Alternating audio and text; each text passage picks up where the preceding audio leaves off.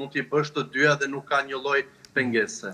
Qartë. E pikërisht te kjo të ndalemi pak edhe me Norën, te kjo që e tha edhe Redioni, si rrjedhoi vije edhe pyetja se a perceptohet ndoshta ndryshe suksesi në karrierë kur vjen puna tek martesa dhe familja, e kam fjalën ndryshe nga djemtë dhe ndryshe nga vajzat.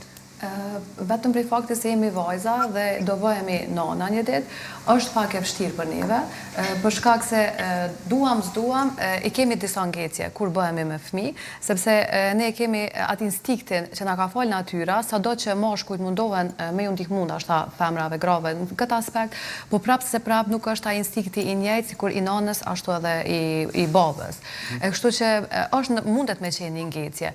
Mirë, po unë gjithmonë e them që në momentin kur dëshiron një punë, një profesion, sidomos kur e bën me shumë dëshirë dhe shumë qef, beso të gjitha barierat mundesh me rrezu. Kush sakrifikojnë më shumë? Po tash i bie që gratë, po. Sado që mundohen prapë ne kemi. Edhe të ndryshoj. E përmendi edhe Nora, megjithëse nuk e tha kështu direkt, fjalën e kishte edhe për pushimin, domethënë ti shkputesh një vjet së paku në pushimin e Leonis dhe sigurisht që bota lëviz e i sheh kolegët tu që ndrojnë pozicione, kalojnë ndërsa ti je.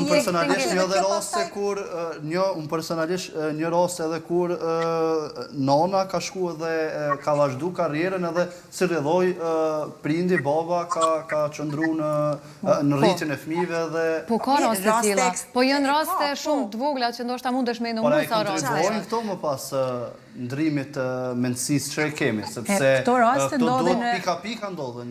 Raste të tilla, kur baba shkon në pushim, nana vazhdon punën, ose është 50-50, koha e pushimit Leonis, kryesisht në Evropë janë në vendet skandinave, që po flasim janë kultura individualiste, pra po kthehemi te çështja e kulturës gjithashtu.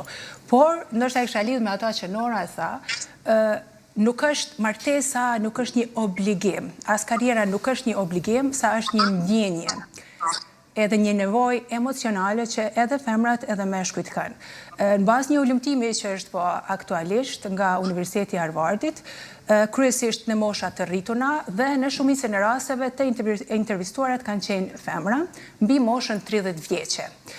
Pyetja ka qenë nëse do zgjidhnin karrierën para martesës. Çuditërisht, shumica e këtyre vajzave beqare mbi moshën 30 vjeçe janë përgjigj që do e zgjidhin martesën. Edhe në fakt kanë ardhur në një konkludim që lumturia vije si rezultat i marrëdhënieve të shëndetshme duke e përfshirë edhe martesën dhe si rezultat i lumturisë nga marrëdhëniet e shëndetshme vije edhe te një karrierë më e mirë edhe më e suksesshme, gjithashtu ajo që Nora tha në fillim.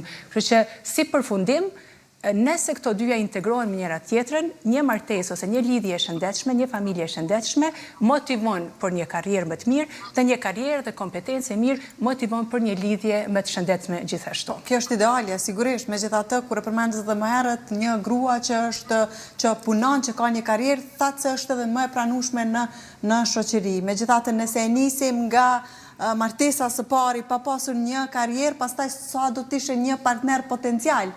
E qartë, nëse nuk je i plotësuar me vetveten, nuk mund ta plotësosh as nevojën e tjetrit në këtë rast, ose të ndihesh i pranuar nga tjetri gjithashtu, edhe nëse të ofrohet të gjithë dashuria e botës. Kjo ishte